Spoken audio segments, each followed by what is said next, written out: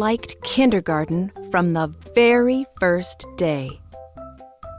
It was better than a dinosaur museum, a circus, and a super-duper mega 3-scooper ice cream sundae. My mom was happy for me, of course, but I got the feeling she was also a little sad that I was growing up and starting to have adventures without her.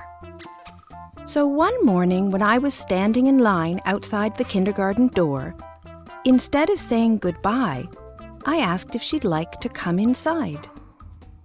She was so excited that she completely forgot her manners and tried to barge in at the front of the line. "I'm sorry, Mom, but you need to go to the back of the line," I said. "Otherwise, it wouldn't be fair to the rest of us." Then, because I didn't want her to feel bad, I added, "Don't worry. Everyone makes mistakes at first. You'll be fine if you just watch me and do what I do." She promised she would. But I guess she forgot her promise because she walked right into the classroom without even taking off her outdoor shoes. My teacher, Ms. Beaudry, was nice about it. I was shocked. Who did Mom think was going to clean up the muddy footprints she'd made on Ms. Beaudry's nice, clean floor? "Mom," I whispered as we settled onto the carpet for our letter of the day activity, "school is nicer for everybody if you try to be considerate of others."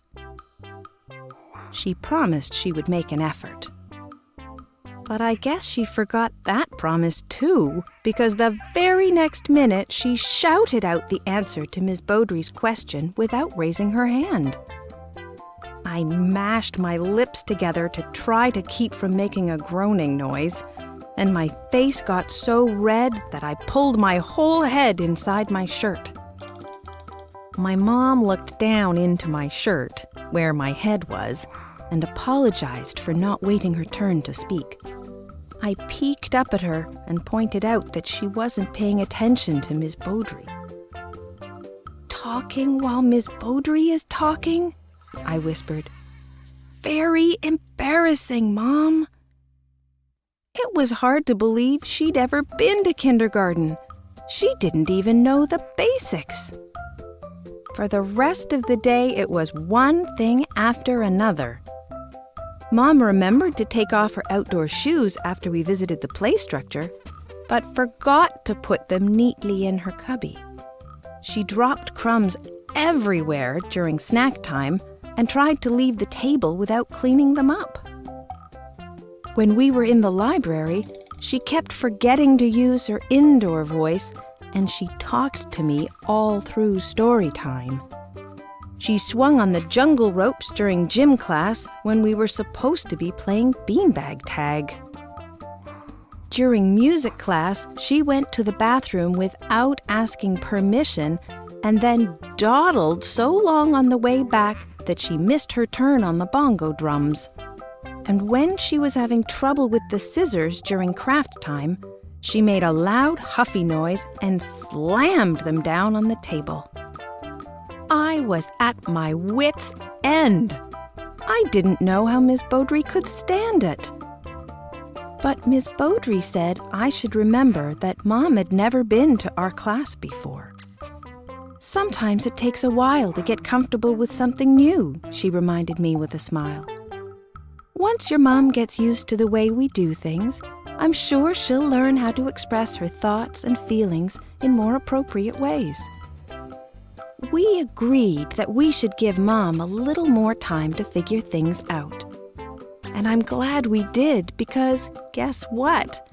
She got a lot better after that. During playtime, she wanted to use the blocks to build a skyscraper, but because everyone else wanted to build a castle, she agreed to help. And later on, when the glue poured out too fast and ruined all the shapes she was trying to stick to the activity page, she didn't make a single huffy noise or slam the glue bottle down. "I'm proud of how hard you tried today, Mom," I told her as we were getting ready to go home. "You can come back tomorrow if you want." "Thank you, honey," she replied. "But I think it would be better if I only came back to visit once in a while. I can tell from the size of the chairs around here that kindergarten is meant for people much littler than me. And besides, kindergarten is hard work." "That's true," I agreed, "but it's worth it." "It sure is," she said as she shoved her tissue paper craft into her purse. "Even so, I think I'll stick to working hard at something meant for people who sit on regular-sized chairs.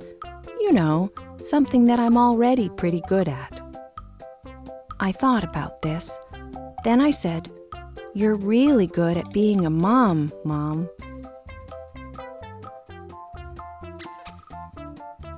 She said I was really good at being a kindergartner, crumpled some important notes from Miss Beaudry into her pocket, and gave me a big hug. As I hugged her back, I whispered, "Now, please take your place in line, Mom. Miss Beaudry won't dismiss us until you do."